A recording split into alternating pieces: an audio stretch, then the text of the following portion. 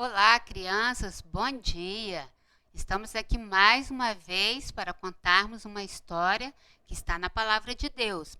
E a nossa história hoje se encontra lá no livro de 1 Reis, no capítulo 19, do versículo 1 ao 18. Mas antes de contarmos a nossa história, nós vamos fazer como sempre. Vamos orar pedindo a Deus que nos ajude a entender o que Ele quer nos ensinar nessa manhã, tá bom? Pai querido e Pai amado, eu te agradeço por mais essa oportunidade de poder compartilhar a Tua palavra, de poder, Senhor Deus, ensinar algo para as nossas crianças. Que o Senhor esteja abençoando o coração das nossas crianças, a mente, para que elas possam entender, Senhor, que em toda e qualquer situação elas podem confiar em Ti, elas possam buscar ajuda em Ti, porque Tu és um Deus que está conosco a todo momento, em nome de Jesus. Amém. Então, a história de hoje é a continuação da história que a tia Érica contou na semana passada. Vocês se lembram que ela contou a história do profeta Elias, que desafiou os profetas de Baal, e ele falou que o Deus que respondesse com fogo, esse sim, seria o Deus verdadeiro. E os profetas de Baal clamaram, e nada aconteceu. E quando Elias clamou, Deus enviou fogo e queimou todo o holocausto. Por quê? Porque o Deus que Elias servia e o Deus que nós servimos é que é o único Deus. É um Deus verdadeiro, é aquele que ouve as nossas orações e que está conosco em todo o tempo.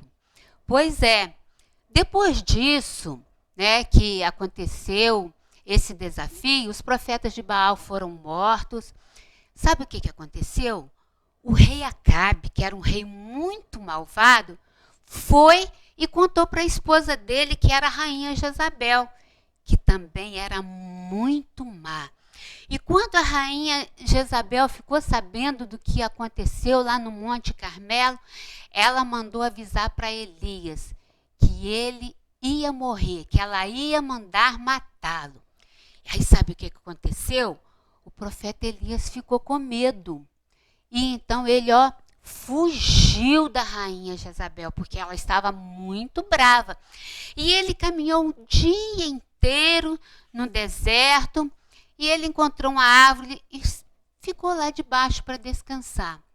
Só que o profeta Elias estava muito cansado, andou o dia todo, mas ele também estava muito triste, e ele dormiu ali debaixo daquela árvore. Então, Deus mandou um anjo para acordá-lo, e esse anjo levou para ele um pão e uma vasilha d'água. O anjo chegou e falou: Elias, Elias, acorda, coma e beba. Elias comeu aquele pão, tomou aquela água, mas Elias estava muito triste. Ele estava tão triste, mas tão triste, que ele desejou morrer. Devia estar muito triste mesmo, para ele desejar morrer. Pois é, mas ele realmente estava muito triste. Mas será por que Elias estava tão triste? Primeiro, Elias estava triste porque ele estava com medo. A rainha tinha prometido, jurado que ia matá-lo. Você sabe que hoje também tem muita gente com medo? Essa situação que a gente está vivendo, Covid, pandemia, da gente ficar muito tempo em casa, tem muita gente com medo. Tem gente com medo de pegar o vírus, tem gente com medo de morrer com esse vírus, tem gente com medo de perder o emprego e não ter como pagar as suas contas. Tem muita criança também que está com medo dessa pandemia ainda demorar muito tempo e ter que ficar muito tempo dentro de casa, sem poder voltar às aulas para estar com os coleguinhas, sem poder sair para brincar com os coleguinhas. Tem muita gente que está com medo dessa situação, você sabia? Pois é, mas vamos ver o que a palavra de Deus diz sobre quando a gente está com medo? amigos, tudo bem? Eu estou aqui para falar do Salmo 56, versículo 3. Bom, vamos começar. Mas quando estiver com medo, confiarei no Senhor. Então que essa mensagem toque em vocês e sempre quando vocês estiverem com medo, confie no Senhor porque Ele vai estar te guardando. Até a próxima! Eu pedi a ajuda do Senhor e Ele me respondeu. Ele me livrou de todos os meus medos. Salmo 34:4. Pois é, vocês viram o que a palavra de Deus diz? Então, que quando a gente está com medo, a gente pode confiar nele que ele vai nos livrar do medo. Vamos entregar a ele o nosso medo e ele vai nos livrar de todo medo. Mas Elias, ele não estava só com medo. A tristeza dele não era só de medo. Elias estava se sentindo um fracassado. Ele tinha lutado tanto para o povo voltar a servir só a Deus, para o rei Acabe servir a Deus, Jezabel também, mas não adiantou nada e ele se sentiu um fracassado. Elias também estava se sentindo cansado, ele estava se sentindo sozinho, ele estava se sentindo decepcionado, não é? Isso tudo são sentimentos que trazem muita tristeza no nosso coração. Mas se a gente estiver sentindo todos esses sentimentos que Elias estava sentindo, a gente deve levar para Deus. Vamos ver também o que a palavra de Deus diz quando a gente está com muitos problemas, com muitos sentimentos ruins, querendo atingir o nosso coração. Entreguem seus problemas ao Senhor e Ele o ajudará. Ele nunca deixa que fracasse a pessoa que lhe obedece. Salmo 55:22. Então, viu o que a palavra de Deus diz?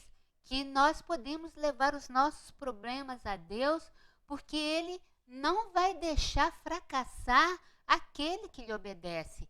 E Elias era obediente a Deus, né? Ele estava com aquela tristeza por causa de tudo que estava acontecendo, mas Elias era obediente a Deus. Mas aquela tristeza continuava no seu coração. E Elias tornou a dormir. E novamente Deus enviou o anjo para levar alimento para Elias. O anjo tornou levar para ele um pão e água numa vasilha. E o anjo falou assim: Elias, levanta, coma e beba, porque a viagem é muito longa. Então Elias comeu aquele pão, tomou aquela água e ele se sentiu fortalecido. E ele começou então a caminhar em direção ao deserto que levava até o monte Horebe. E a Bíblia diz que ele caminhou 40 dias e 40 noites. Quando ele chegou lá no Monte Horebe, ele encontrou uma caverna e ali ele entrou. Ali ele poderia se proteger do frio, do sol quente, do vento. Mas o problema era que Elias continuava muito triste. Aí será que Deus ia deixar Elias lá sozinho naquela caverna com aquela tristeza no coração? Ah, não ia não, né? Então Deus falou com Elias: Elias, o que você está fazendo aí?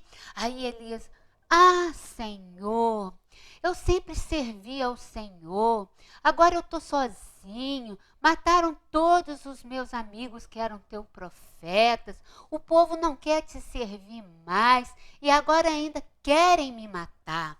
Aí Deus falou assim: Elias, vem para fora que eu quero falar contigo. Aí Elias veio para fora.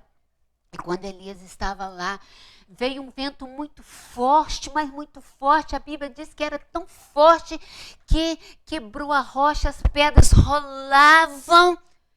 Mas Deus não estava naquele vento. Depois daquele vento, veio um terremoto e o terremoto balançava tudo. Aquela caverna balançava, parecia que ia cair. Mas Deus não estava naquele terremoto. depois do terremoto, veio um fogo, e o fogo também queimava tudo em volta, mas Deus também não estava naquele fogo. Aí depois do vento, depois do terremoto e do fogo, veio uma brisa calma, suave, tranquila. Aí sim, Deus tornou a falar com Elias. Elias, o que você está fazendo aí, Elias? Elias tornou a repetir. Ah, Senhor, eu te sirvo há tanto tempo e agora eu estou aqui sozinho, mataram os meus amigos que eram teus profetas e o povo não quer saber de servir ao Senhor e ainda querem me matar. Aí Deus virou para Elias e falou assim, Elias, vai para o deserto de Damasco que eu tenho ainda uma missão para você. Você vai ungir um novo rei lá para a Síria e um novo rei para Israel. E vai também ungir Eliseu para ficar no teu lugar. A sua missão como profeta já está no fim, mas eu ainda quero que você faça isso. E Elias então obedeceu, foi em direção, né, ao deserto de Damasco e fez o que Deus havia mandado, né? Então, se você estiver sentindo muito triste, não fica se isolando igual o profeta Isaías, né? Se isolou lá naquela caverna, queria ficar sozinho, não. Você conta para a mamãe, conta para o papai, se você tiver com a tristeza no seu coração. Conta também para Deus, né? Deus também vai te ajudar. Mas procura também alguma coisa de útil para fazer. Ajuda a mamãe, ajuda o papai, leia um bom livro, procura fazer alguma coisa que você goste, mas nunca fique isolado, guardando tristeza no seu coração, não. Tá bom? Que Deus possa te abençoar, que Deus possa te guardar e que você tenha uma semana muito tranquila, muito abençoada, tá bom? E até a próxima semana, se Deus quiser.